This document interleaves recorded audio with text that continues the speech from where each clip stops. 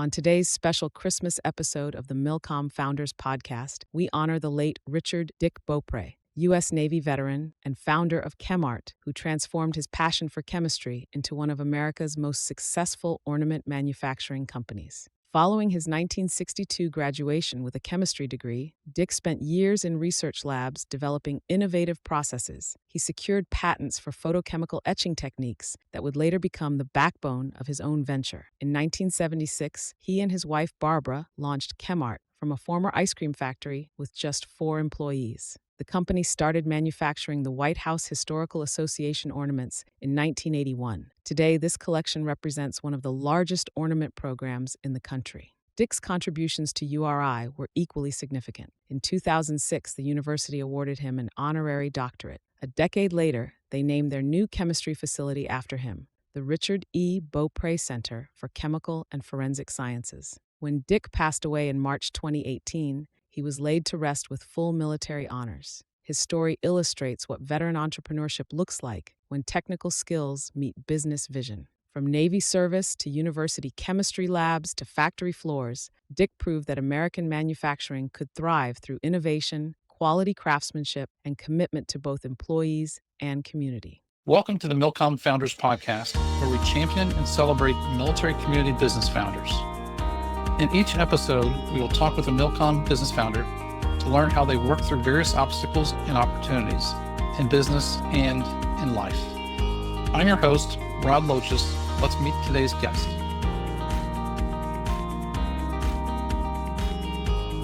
Hamilton, Dave, both of you for your time.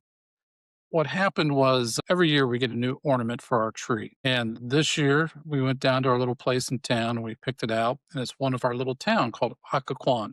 And you guys made that ornament for us. And I was like, this is amazing. Of course, I did my research. I love things made in America. That's my grandfather's uniform. Both my grandfathers pinned my bars on me years ago. But I said, this is right at Christmas. I've got this. Let's see if we can share a little bit of their Christmas joy that you guys bring to people with what you do, the magic you guys do, making these beautiful ornaments and other things. So, Dave, why don't you tell me a little bit about yourself, and then Hamilton? My name is David Marquis. I'm a former president of the company, just retired last year, and I was with the business for 30 years. So I worked with Dick for a very long time. He passed away in 18, but he was a great man. So my background was in operations. So I came in as the operations manager. In 98, I became the president as Dick wanted to kind of start to slow down a little bit and kind of took me under his wing and taught me a lot of things about a lot of different subjects. One of the most important is about life and giving back. Yes. And just, pretty special guy. He has 3 boys who only one of them was involved in the business, and they were looking for an exit strategy. And so we tried to find the perfect buyer, and glad to say that we were able to do that. And so we brought on some additional partners that have been tremendous. Have already made a major impact on the business. I'm kind of a little jealous. I'm saying, damn, I wish I could have done that. But and Hamilton and I actually knew each other when we were in our early 20s. We actually worked together at a different place, another manufacturing place called Paramount Cards. So Wow. we made greeting cards. So That's very cool. Very cool. Well, as Dave mentioned, we knew each other in the past, but I've also known the company for many, many years. And I knew Richard Beaupre, on several charitable boards that we shared in common, the Chamber of Commerce board. And we saw each other regularly as 2 CEOs of Northern Rhode Island manufacturing companies. Even though there was a bit of an age gap between us, we had a lot in common. And so we were frequently exchanging notes. And on any given day, either he was mentoring me or I was mentoring him, and or both. And a great guy, very generous philanthropically. I would always be a little bit aghast on some of the nonprofit boards that he would step up, and I'm like, I hope that's not expected of me too. And but I've known the company for a long time, and I walked in and saw a great company, really high quality products, happy clients, happy employees, good viable suppliers, and a lot of potential and opportunity to take it to the next level. So my partner and I decided we would get involved. The Beaupre descendants diversify their portfolio, and one of the sons decided to stay involved, do the retail development and product development that he really loves, and participate in the capital structure. Others joined us, and Dave said, I tried to get Dave to stay, but he wouldn't do that. But he's back doing some consulting work. So my business background is pretty broad, and I've been in a lot of different industries. I started a business in 5th grade in college. I started an oil and gas exploration company in graduate school. And then I've run a number of businesses for others. And I saw this business and just said, this is really a cool business, and I want to get involved. Yeah. Dave and his team had created a great base to build on, and we've been working on taking it forward. Fantastic.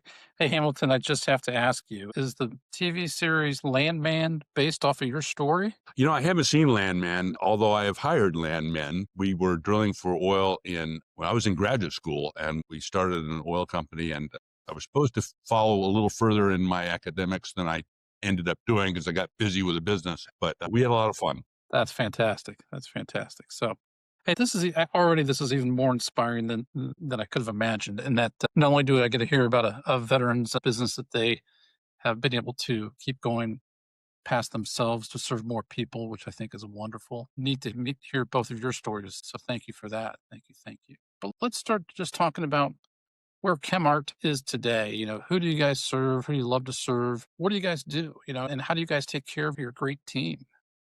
So that's two big questions. Yeah. What do you guys do? Start with that one. Okay. We make ornaments and keepsakes. And one of the paths that we chose was to try to keep everything in the U.S. So it's almost an oxymoron that we're making Christmas ornaments in the U.S. Yeah. We were able to do that due to Dick's background. He was a research chemist and actually worked in the circuit board industry.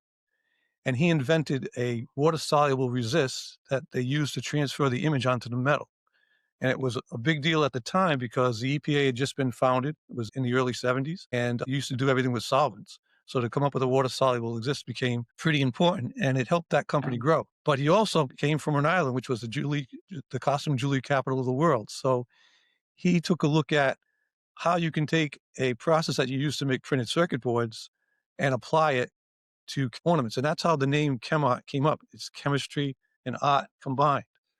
And Dick was a kind of an eclectic guy. He loved history, but he also loved to create. And he had that inventor's quality that many successful entrepreneurs had. Yeah. So we ended up starting off doing private labeling, but it was more focused in organizations that try to raise funds and try to do good for different organizations. A lot of charitable funds, do work with some veteran funds in terms of helping raise funds, different things of that nature. And a little bit background about that. When Dick was in the Navy, when he got out of the Navy, he went to the University of Rhode Island. And in his junior year, he was married at his second child, and he ran into a little trouble on tuition. And the school stepped up. And from that point and for the rest of his life, it was about giving back. He became very philanthropic with the Rhode Island Philharmonic, URI, a number of different charities. And he really enjoyed helping other businesses help themselves. Everything was devoted to the audience of the client.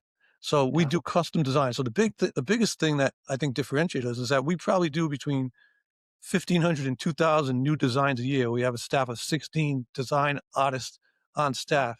So if we do your ornament, it's going to be something specially for your organization. We're going to have you help us create it in terms of giving us what's important, what messages you're trying to resonate. Yeah. Who are you?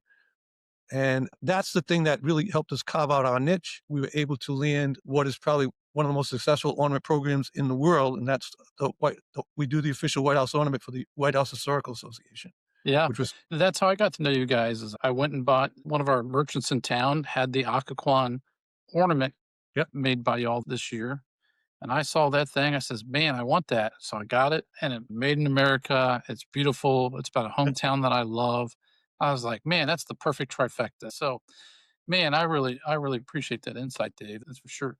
So you make the official White House ornament? Yeah.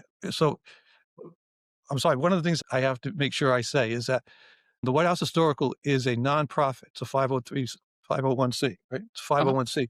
Jacqueline Kennedy started it when she was in office. She sent to Mimi Eisenhower, the place looks like it's a rundown hotel, and they bought all the furniture at a fire sale. So the intent of the White House is to do two things. One, educate the public about the house and the people who have lived there. And number two is to restore the inside and to reclaim artifacts from past presidencies to create the historical element. Used to be Wow. that different presidents would come in and they take everything and basically throw it out or sell it and then put something new in. And all of the history and treasures and antiques were lost for many years. And Jacqueline Kennedy founded the White House Historical Association to care for the state rooms, the public rooms of the White House, the interior only, as well as preserve the history. And it's been a tremendous success at acquiring some of the lost pieces, recording the history of each administration, as well as the people that work there, educating Americans on our executive branch and our tripartite system of government. And they are able to do that through fundraising, an important piece of which is certainly the generosity of all the folks that support them, but also the ornament program that was created here in 1981 and has grown each and every year since. That's amazing. Tens of thousands or millions of those ornaments I'm sure you've sold over the years. Yeah. And you also make one for every presidency as well? No. Each ornament has a theme. It might be focused on a president. It might be focused on a moment in American history. It might be focused on an anniversary. And this year is the 150th anniversary of the state dinners and the importance that state dinners play in diplomacy. So it depends on the theme and which is selected. But what is common to all of them is the White House and the executive branch and the history and the impact that it has made. And each is a really small little history story, if Yeah. you will, because it has symbolism of that particular theme, as well as a brochure that is filled with history that talks about the theme in more detail. So it inspires, it educates, and it also helps fund the continuing improvement and a recording of the White House history. So Man, we've become pocket historians in terms of, because we'll do a lot of the research in terms of depending on the topic. And it started in 1981. So this is its 45th anniversary that we've been the manufacturer of it. And next year, 2026, is also our 50th year of being in business. So Yeah. two milestones. That's fantastic. It's funny. The two things I try to do with this podcast is to champion and celebrate veteran-founded companies and their Mhm. founders, and also inspire and educate other founders to help them figure out their way. So it's funny to hear you use the words inspire and educate, Hamilton. That's pretty cool. That's pretty cool. That's neat. So you make 1,600 different designs on average per year? Is that Yes. right? I think it may be a bit higher than that. Yeah. We go into production with probably north of 1,600 these days. Yeah. And we create maybe almost double that in terms of designs that get left on the cutting room floor, so to speak. That's amazing. So, and then do you do like production all through just part of the year, or do you do production throughout the whole year? How does that? It's a challenge running a seasonal business, that's for sure. And Uh-huh. level loading and scheduling. And these are some of the things the company has figured out and worked out. Our ability to flex and have elasticity in our production, our flexibility of our workforce to move to where work is required, the ability to flex up with technology and systems, all of that. You're welcome to visit us because you can see it in person. We'd love to I have look forward. It's just really, I'm filled with wonder and amazement here every day. The Yeah. beautiful things we're creating and our ability to execute and react, which I've run factories in a variety of, and companies in a variety of states and even overseas. I'll put our workforce up against any that I found. There's such a sense of craftsmanship and pride and commitment and teamwork. And it's a pleasure and an honor to work here. So let's do one thing. Do you have any of these beautiful samples you could just show us real quick? Or did you bring any of those up with you? We will have some in a moment. Yes. Okay. Okay. You have any They are requests? just, whichever one, the White House, if you got one available, if there's any Okay, and maybe left. some 3D as well. Yeah, absolutely. Some military related. We do a lot of work with various branches of the military, not only directly with the employee gift shops, but also with groups that are veteran support and agencies that support military families and outcomes, as well as a variety. We make all sorts of things in miniature. We have a precision division, which has pieces in a baby heart monitor. And I believe we have one in a missile system. We have one in downhole tools in the oil and gas industry. So we make precision parts holding very tight tolerances. And our ability to hold those tolerances allows us to miniaturize something in incredible detail and render it faithfully. So we make airplanes and spaceships and Wow. boats and tall ships, monuments, buildings, all manner of things that could either be set up as an ornament or could be freestanding. Yeah. And it's all high-end, beautiful keepsakes and treasures. We finish in 24 karat gold. So we're not talking about low-end trinkets and trash. This is really stuff that people will keep in their family and bring out once a year or celebrate. And that's part of the fun of it. So David's going to show the current year. Yeah, I just wanted to say one other thing. One of the things you talked about, so what we did with the business is the majority of our business is for the fundraising side, but we also do retail. Your ornament you would have bought from our retail, and we also do industrial component parts. And the key to the whole thing is the process that we use. We're using a process called photochemical machining, which is where we're actually etching products. And our process is able to cut metal as thin as Reynolds wrap. It's a specialty piece that people use it for prototyping because you can do it less expensively. Like prototyping for us is a lot less expensive than doing tooling. But once you get to the point where tooling becomes more economical, they switch over. So here's a couple of items that you want to do it. Sure. All right. That's this year's White House. That's fantastic. And that's the other side. That's the Clinton State Dinner Plate. And this is the Reagan State Dinner Plate. As I mentioned, this piece honors 150 years of the impact that state dinners have had on diplomacy. Reagan is shown on the front because he had the greatest number of state dinners, plus it's red and it works for Christmas. And it's shown on the reverse because he had the 200th anniversary of the country, and also has a house on the. Okay. Right, that's true. That's a good point. Thank you. So very cool. Coming to an airport. Love it. Wow. And that's an ornament? That's an ornament.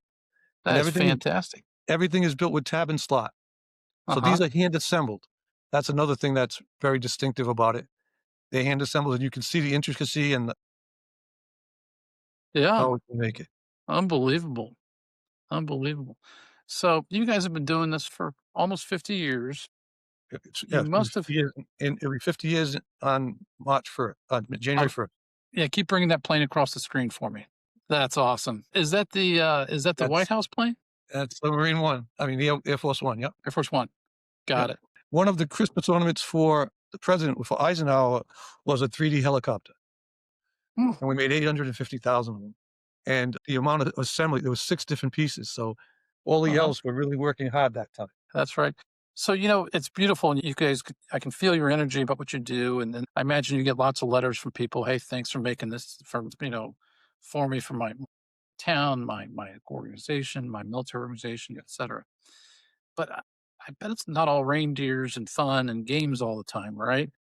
Correct. How have you guys, I'm guessing, like most businesses, you have to go through survive and then thrive, occasionally due to external factors typically. How have you guys been able to keep things rolling and profitable and all of that for so long? What makes that happen? Rod, you brought up something that really does deserve mentioning. This company was founded by Richard Beaupre after he left the company that he developed this patented process, this photochemical resist. It was work for hire. So he was on the patent, but not on the royalty stream. And he left, and as an appreciation for the impact that he had made, they gave him a check and said, thank you very much. He used that check to found ChemArt, at first in his garage, but very quickly outside of his garage, and then in one of the 2 buildings that we occupy today. And notably, this company was cash flow positive in its inception, and every year since was built only on internally generated cash flow, never had an outside investor, never even had a senior secured, no bank or anything. And I don't know how many businesses you've seen that's the case with. I don't think I've seen any others. And so that's the amazing accomplishment, and a tribute to Dick and to Dave and the other leaders that have helped make that happen. And to get to the question specifically, it's due to the commitment of the people and their ability to work together, the willingness of management and ownership to innovate, invest, and improve, and focused on what's important. And Dick took this place very seriously. He was so proud of it. Dave certainly has been in that same ilk. And I think that's what's allowed the company to be successful. The commitment of not just management and ownership, but the entire workforce to working together and moving forward and making it happen. Yeah, fantastic. I think one of the other parts is that the process that we use is a 17-step process, and it was really developed over time. And what happened is, as we became more relevant, we continued to drive ourselves to take it to another level, because we're always trying to get that extra step to please. So it was a constant commitment of trying to take it and push the processes. We learned how to. We started off with just making an etched ornament plated, and then it evolved to color, and then it evolved to depth, and then it evolved to 3D. Now we're looking at different ways that we assemble. We've brought in robotics. We've done 3D printing. We do digital printing, because the base product is done in screen printing, which is labor intensive. Yeah. So it's constant innovation. And what Ham and his group is doing is really taking those things and doing a couple of things. He's taking innovation and encouraging it, pushing it, cheerleading it, bringing it to a level. But he also has taken his business perspective. And one of our weaknesses has always been we didn't grow.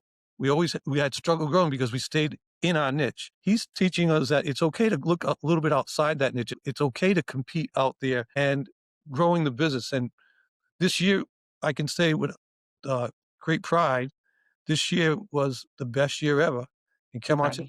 So they've done a tremendous job. They were the missing link. Dick and then myself, we did what we could, and we tried to make it a good place to work. We've laid a real good foundation, but to have the expertise that this new group has to help us grow and to look at how we can make our investments maybe smarter, I think that's one of the key elements. The business has changed over the years. There's been a lot of innovation, a lot of improvement, and that's not just reduction of the labor hours required in each piece. There is certainly some of that. It could be the improvement of the first pass yield, the reduction of waste, new capabilities. We're working currently on some different substrates that we haven't used in the past. So it's about experimentation and innovation. That was something that our founder started and culturated us with, and something that we continue with. We've dramatically beefed up our engineering group. Design for manufacturability is critical for us. And we have a veteran in that group making a big impact as well. We Fantastic. welcome veterans and bias our hiring towards veterans whenever they present themselves. And we have a number throughout the company. But it's really the culture and the people and the quality improvement. All of those things are really what makes us work. Yeah. Well, talk to me about building the culture that you have. What's it take to build a culture of innovation, of commitment? What's the important parts of building a great culture in your business? From my perspective, a lot of it had to do with people and having genuinely caring about your people. Dick felt very, very responsible for 100+ people, and the commitment to them to make them have a place that is safe, that knew they were going to have jobs. He, even in difficult times, we never did layoffs. He was really committed to his work staff. And then what happened is that came back to him in spades because nobody wanted to let him down. And when I came in, what I tried to do is take a similar approach and really focus a lot on the people and the process. But I think it really comes down to having a workforce that's dedicated, that's committed to excellence. And we like to say that we're limited to your imagination in terms of what you can have. Yep. Yeah, what he said. Dick once said to me, Ham, we can build anything. And I was thinking to myself, my meter is going off so loud, I can't really pay attention to this. And I got here, I looked around, I said, oh my goodness, he wasn't too far off. We can build anything you can imagine with a few limitations. And that's the ingenuity. I think the other piece that I echo everything +1 to what Dave said, but I would also add the fact that we're vertically integrated across many different processes. This allows us to bring interdisciplinary teams together to talk about company-wide improvement, as opposed to in a lot of businesses, I'm sure you've seen, they get siloed, they do localized improvement, and it's not across the business. So the fact that we're vertically integrated gives us a lot of strength. And that means, all the way through, even including our maintenance department. We're a seasonal business. You asked about how you manage that. If a key piece of equipment goes down in the middle of our production season, that's a major crisis. So we have spare parts, we have spare probes, spare pumps, people on staff that are skilled at repairing, the operators themselves good at maintaining their equipment. Again, that pride. So all of those are parts of the ingredient, and I would sum it all up as it comes down to the people and the environment that they work in. Yeah. That's right. And a number of our people have been with us for long periods of time. We have several employees been here over 30 years. I would say on average, we probably 10 or 15 years is probably average. So they've been here a long time. And one of the things that happens is sometimes they just hear things or see things that because of experience. So one of the challenges we face now is to try to bring that next generation on board. And in order to do that, I think the way that Ham is running the business and the way that he's offering opportunity and talking to the groups and really earning their trust, I think that's going to help us start to fill that gap in because we do have an older workforce because nobody ever left. So now we're trying to make sure that we have that passing of the knowledge, passing of the baton. And in the last year, I've been there as a father time. Agrees. Yeah, father time in terms of what happened and what we've done in the past. It's really cool. So I got to honor your time, but I probably talk to you guys all day because there's a lot to be learned and a lot to be shared with our community. So again, I so much appreciate these insights and your time. But to me, in our business, what I'm learning is there's technology, there's AI, there's all this software, all this stuff. Yep. And to me, it comes down to leadership. And that's the difference that we can provide to our clients, to our everyone as founders of companies. And so my question is with that setup is, how do you guys define leadership and how do you deliver it from the bottom up and the top down? How do you guys deliver leadership? How do you make that happen? I think we have two different styles, but similar. I think a lot of it has to do with, from my perspective, a lot of it had to do with paying attention to people, listening to people and have them know that I'm listening to them, that I'm paying attention. I've garnered a lot of goodwill just by going through the assembly plant and saying hello, showing I'm engaged, talking to people, know their names, those types of things. So that gives it a familiarity in terms of not just how the company is, but also how the leadership is. And people weren't afraid to come up and talk to me. And I learned a ton of stuff. And also, they weren't afraid to say, we should do this because it'll help us. So people coming forward. And now what Ham is doing is that on steroids and doing a real nice job. Thank you. We have slightly different but similar styles. It is people-centric, as I've covered. It's about values. It's about consistency. It's about listening. It's about asking questions. It's about demonstrating a willingness to do things yourself. And so I'm not opposed to picking up a broom or a vacuum or anything else that's within my competency, which is low. It's about not seeking blame, but seeking improvement. And I mean, you can motivate with fear, you can manage with fear, but it's not sustainable. Right. And it doesn't last. And so you really have to build a culture of excellence, of commitment, and then you can get improvement and step function increases in performance. Yeah, I guess those are some of my leadership lessons. And I think there's been a great base here. I've tried to change a culture in the company, and that's 3 years, a decade-long project. I came into this company because the culture was such a good one, and I realized I could work with it. I didn't have to spend 3 or 10 years changing the culture to be customer-centric, quality-focused, workforce committed. So those were ingredients that I was the beneficiary of, or that we have been the beneficiary of. So that's all part of it. Yeah, what's very true is I remember as a young lieutenant, and people still ask me to this day, well, I can't imagine being told what to do all the time. I can't imagine. I says, if you're doing that as a leader in the military, you're doing it wrong. Right. It's got to be by influence. It's got to be by knowing the people, making sure they know the objectives, the outcomes, the commitments, their values, and helping them achieve that success. But if it comes down to, I order you to do this, you're a pretty bad leader. Lead by command and fear is probably not the right way to run your business or your unit, at least not for very long. That's for sure. It's not sustainable. It's not sustainable. Yeah, I mean, you can order somebody under an emergency situation or under fire. You have to, right? Yeah. But day to day, you better be building those relationships. And the guy who used to wear that uniform, my grandpa, he called me up one day when I owned my tech business. He says, Rod, this big booming voice, how the hell do you email a handshake? We all know you can't. And he says, you better get to know your clients, your people. You better be, he used to run a foundry, a tough foundry. That is a tough business. And it was a foundry that was in our family for almost 100 years. Wow. And when he passed away, I gave the eulogy back in Dayton, Ohio. And this Well, African-American. Excuse me, Rod. And to your point, both Dave and I manage by walking around. We're present. It will go anywhere. We'll do anything. And how do you email a handshake? Yeah, I love that's that. right. That's right. So during the eulogy, this African-American gentleman came up to me, and he'd worked for my grandpa for 20 some years and back in the 60s. And the gentleman still, he was very senior, of course. Yeah. He came up to me and says, I just want to tell you, your grandpa was one hell of a man. Huh. He gave me a chance when nobody else would. He gave me that opportunity. He treated me just like everybody else. That's what I wanted, and that's what I needed. And he did that for me. And that's one of those things of leadership that you remember the rest of your life. Yeah. That's for sure. So it's pretty cool. Pretty cool. You know, it's interesting now that you say that we have a very diverse workforce here, diverse in ethnicity and orientation and beliefs and experience and background.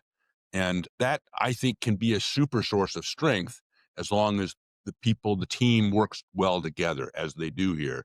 And so I just, after hearing that, I had to add, that's another important ingredient, the diversity of our thoughts and our background, our experiences. None of us is as smart as all of us. Yep. My same guy, Grandpa Dick Logis, he said to me one time, I was having a challenge with a team member.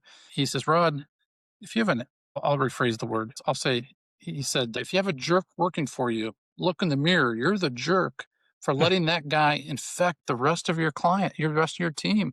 He says, if he's a jerk, you got to deal with it. You got to deal with it or it's going to impact the rest of your business. It's demotivating for everyone else otherwise. That's right. That's right. Absolutely. So I got a couple questions. Just taking that thought forward another level, who's the last person in a company to know someone's a jerk? CEO. Who's the first person? The person working right next to them. So if you can create a culture of excellence and expectation of excellence, that allows people either to get on the program and get on the stick or to get off and find someplace that's more comfortable. And I think that's a higher level of functioning as a team when the team takes responsibility and roles is not only one person in charge, everybody's in charge in different times and different circumstances. And that's great fun to see that start to take. Yeah, because then everybody's building the culture, not just, it's not from the top down. It's everyone's committed to building Precisely. Yeah, that's very true. Very true. So you mentioned something about when Dick, the founder, was going to college, that's when he learned about giving back. What was that story about? We just mentioned it. I didn't hear the details. So he was having trouble making tuition, and you are right. He had children, married. He just had his second children. He was on the GI Bill, and so he was struggling a little bit to make tuition, and they helped him. They found a way to get him so that, and he became one of the largest donors for URI, and he actually has a building named after him on the campus. It's the Beaupre Chemistry and Forensic Science Building. And it's, wow. And we actually made a metal replica of the building about this big. That is when you walk into that building, that's front and center, and that's chemistry that was built through chemistry. Chemistry in action. It also, a replica of that sits in our front lobby as well. Fantastic. That's really cool. And so from that, he learned the importance of giving back and helping others, right? As we ran into different organizations in conversations in terms of their struggles, we offered a way to help them help themselves. That's really what the foundation of the business is. So if you have an event or you have something that you have a message you want to get across, you can use our process as a vehicle. And not only will we make the ornament, but we'll help you put some type of brochure or card that talks about, so you get a chance to send your message, and it's your message. We're just the engine that can, but it's really what the client wants. So that's why the iteration process is probably the longest part, because we're trying to get something that speaks to your audience and speaks to you. It doesn't matter what we think, good, bad. It matters about how does that resonate with your audience. When people see one of our pieces, they should hopefully see themselves and the organization that they're loyal to in that piece also. Right. Wow. It's a little hard to read, but we do buildings, we do all kinds of, that's a good one. Just show how it's even packaged. Just hold it up that way. Yeah. Frequently, we will put something in a presentation box This is with the lid off of it, obviously. Mm. It's all highly customized to the organization and hopefully builds interest and loyalty and commitment to that organization, as well as providing funds. So you get to put something on your Christmas tree or in your house that talks about a group that's important to you, which Sure. you can then spread the love, if you will, to others when they visit. You can show it off. You can feel good about the fact that you're helping underwrite the advancement of that Yeah. organization. Walk me through that process, and not the process, but if I come to you, like Michelle in our town did the merchant here in our town.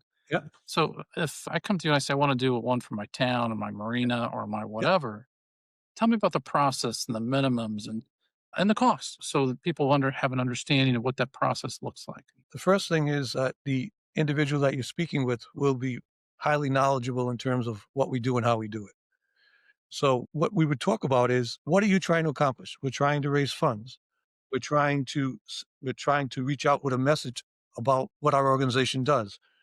We're trying to renovate a certain place. So what we'll do is we'll talk to you about, okay, let's talk about that. And then from a physical point of view, we'll take pictures.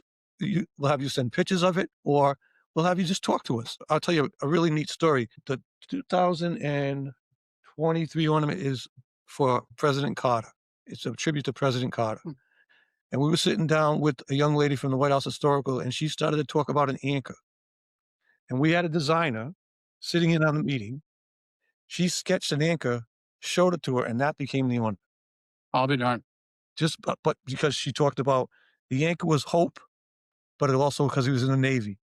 He was on a submarine. There was a submarine named after him. There were peanuts at the bottom of the ornament because he was a peanut farmer. So Right. that's the other. It's like almost like a Where's Waldo, but that's a way. But more than likely, it takes a lot of conversation, a lot of discussion. It's a long sell period because what we're really trying to do is we're really trying to get down to the core. We don't want to just be a one and done.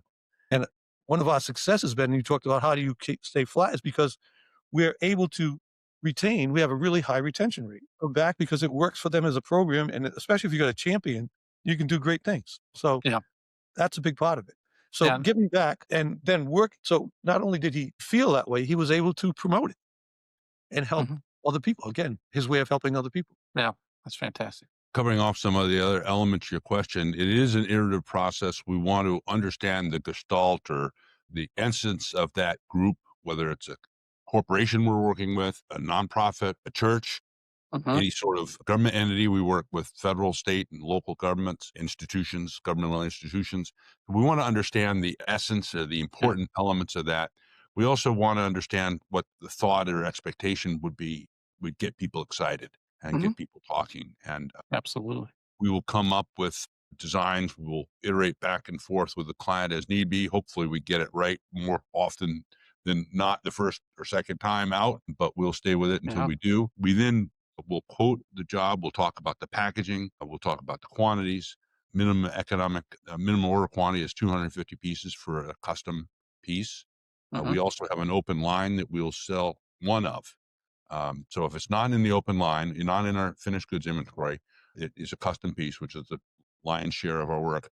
And we'll start at 250 pieces. But obviously, if you're talking about a piece with the complexity of this Yeah. helicopter, it's much better to get a higher quantity or it becomes a higher price. So those are obvious. Prices start at $8 for something that's pretty straightforward and simple, Mhm. and can go up to 50, or in some cases we have some pieces that are approaching $100 in the wholesale price, if you will.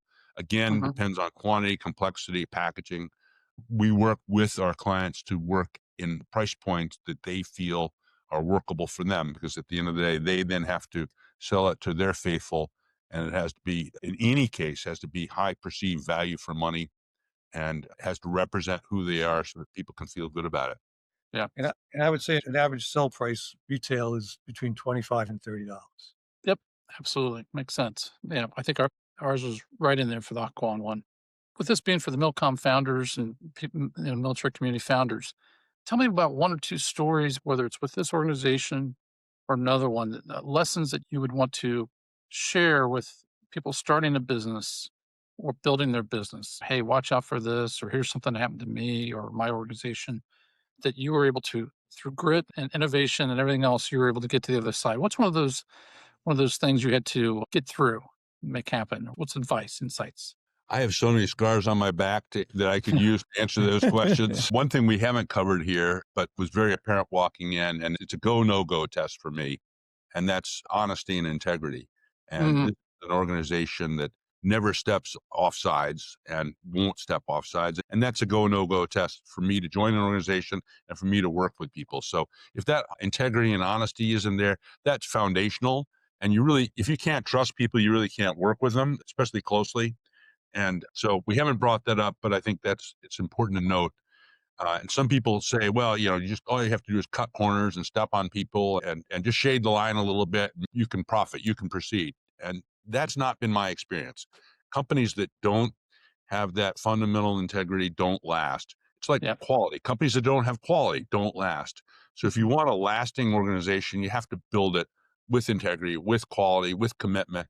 And sometimes that means you have to make some tough decisions. Produced a piece, it's not good. It doesn't reflect your quality. You're trying to make the month's end numbers because the bank is giving you some pressure, and you decide you're not going to ship it as the leader of that organization. And that's a hard decision to make because that you're going to have an even tougher decision or discussion with your bank about the covenants you just blew that you That's could have right. made had you shipped the piece. But you don't ship it because it's not quality. And everybody in the organization notices that. Everybody realizes you're committed to that.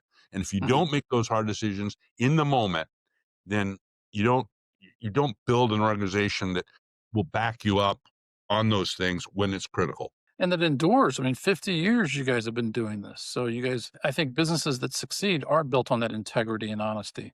All the ones, the Enrons of the world and everybody else who tried to cut the corners and cheat, Yeah. quite frankly, they go away pretty quickly. Yep. Right. That's for sure. We just But want you to come visit so we can do this in person and take you around and show you what we do here. We are going to have absolutely. I remember going into my grandpa's foundry, and I have a few pieces that is his foundry made still around the house. How many people in the world keep a manhole around their house? But I do. But anyways, I remember how hot those rooms were, and I remember my dad who worked in those things. He'd be like, "This is why you're going to college, Rod, because Right. that was one hot place, one hot, dirty place. That's for Yep. sure." Where do we find your products? How do people find your products? Where do they go? Yeah, we are in a variety of nonprofit organizations and often in their gift shops. And or if you have an organization, whether it's a church or an educational institution or a military related group that wants to create a collectible keepsake that can then raise some money for that nonprofit, give us a call because that's exactly what we do. We are in regular gift shops and destination retail locations as well. We do a lot of work in monuments and we do gondolas, we do chairlifts. So we're in ski areas. We have a beautiful Mount Rushmore. Well, you can imagine where that might be sold. Sure. We are in we're in the Marine Corps Exchange, we're in AFES, we're in NextCom. Those are all good places to find our product. And a lot of times you'll see the product and you'll know it's ours, but it's labeled. Yeah, we're a white label manufacturer. So Yeah. we do have a brand, Beacon Design, which is our open line. You can order from inventory, but unless you want to use our brand, we're usually shown as somebody else's brand. We do have some direct to consumer clients that are selling on the internet and or through a catalog in a direct fashion. So you might find us in those locations as well. Yeah, fantastic. Hey, how are you guys going to spend your Christmas and your New Year's? I just want to hear quick stories from you guys, how you're going to enjoy that moment with your families and stuff. Well, I just had my first grandchild. And so my wife and my daughter and her husband and my new grandson's coming up. My son's coming in from Virginia. Fantastic. Yeah, from Florida. And we're looking forward to having them up here. And then we gather with my family on Christmas Eve. So it'll be the first time my grandson will be introduced to my whole family.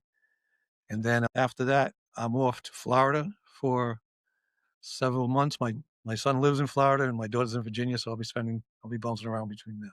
Wonderful. What part of Virginia? Crozet, right near Charlottesville. Okay, got it. Yep, understood. And Hamilton, or if I can say Ham, how about you? So I have no line of sight on any grandchildren anytime in the foreseeable future. Uh-huh. I'm a little jealous that Dave's ahead of me there, but he usually stays ahead of me anyway. I'm going to spend the time with my kids and we all get along well and we'll have some fun on Christmas and the Christmas holidays, some good food and some good conversation. And then, as has been typical for my adult children, as they approach New Year's, they are like, "We love you, but see you later, goodbye." Sure. And they want to spend New Year's Eve with their friends. My wife and I are going to go watch my alma mater play in a bowl game in Tampa, and spend some time with our friends that happen to live down in Florida. Fantastic. That's fantastic. Hey guys, thank you so much. I really appreciate your time and your insights, and look forward to getting this out to the world here quickly. Thanks for joining us on the MILCOM Founders Podcast. If you know a MILCOM founder with a story to share, reach out to us at milcomfounders.com. For each guest on our show, One Degree Financial donates $100 to the Dick Wojcicki Veteran Entrepreneur Scholarship Fund, supporting education for children of a MILCOM business owner. Stay ready.